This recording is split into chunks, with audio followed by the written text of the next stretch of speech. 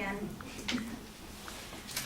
So, as my opponents here never further elaborated on, as we had brought up before, that doctors killing people is so wrong and that it's illegal.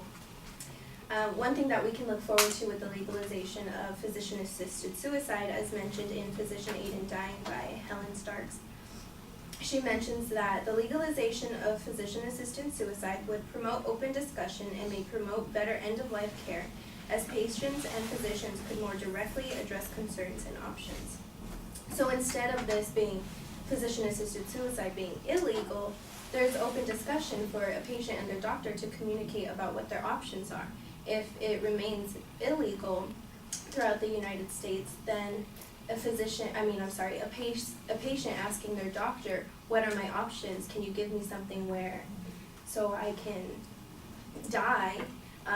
A doctor can go to jail. You don't want that. That's something illegal that he would be doing, but the patient is terminally ill. That's just what they want. So we could reduce that by legalizing it.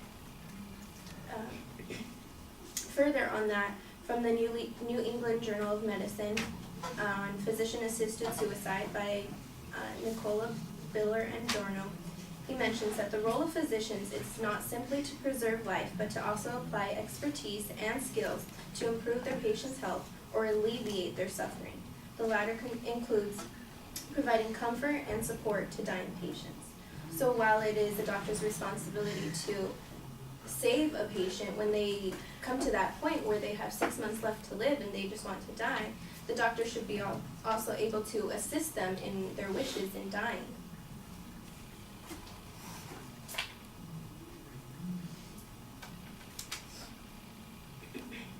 And my opponents also mentioned autonomy of the government, but what about autonomy over our own bodies?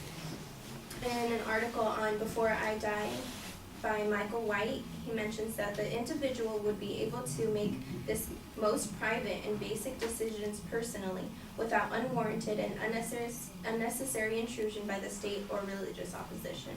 So again, like I was mentioning earlier, and how they kept wanting to refute that someone's religion based on your religious beliefs, that it shouldn't be allowed.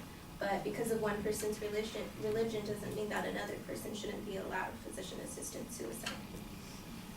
And while it does take careful regulation, while some physicians can fail in diagnosing a patient or saying you are terminally ill, you aren't terminally ill, you do qualify for physician-assisted suicide or you don't.